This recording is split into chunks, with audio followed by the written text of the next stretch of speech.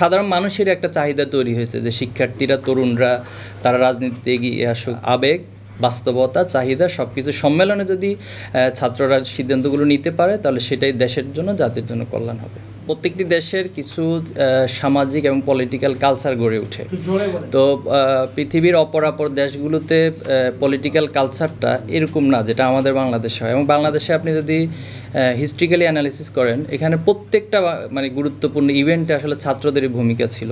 যত ধরনের বড় বড় ইভেন্ট এখানে হয়েছে, আন্দোলন হয়েছে, সংগ্রাম হয়েছে, লড়াই হয়েছে, অধিকার আদায় হয়েছে। তো সেই জায়গা থেকে ছাত্রদের যেহেতু প্রেক্ষাপটের সাথে বা ব্যাকগ্রাউন্ডের সাথে একটা রিলেশন আছে, তো সে জায়গায় রাষ্ট্র ক্ষমতা অথবা সরকার পরিচালনার ক্ষেত্রে এই দাবিটি বা এই চাহিদাটি অটোমেটিকলি তৈরি হয়।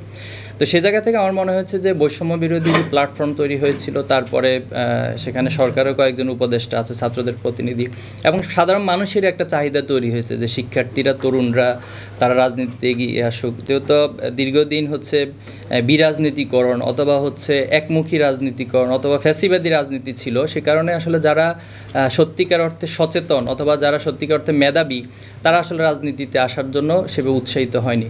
আমার কাছে মনে হয় যে সেই উৎসাহেরই একটা ধারা তৈরি হয়েছে। তবে এখানে বাস্তবতাকে উপলব্ধি করেই অগ্রসর হওয়ার জন্য আমার পরামর্শ থাকবে, ইমোশনাল কোনো ডিসিশন না নিয়ে আবেগ, বাস্তবতা, চাহিদা সব কিছু সম্মেলনে যদি ছাত্ররা সিদ্ধান্তগুলো নিতে পারে তাহলে সেটাই দেশের জন্য, জাতির জন্য কল্যাণ হবে।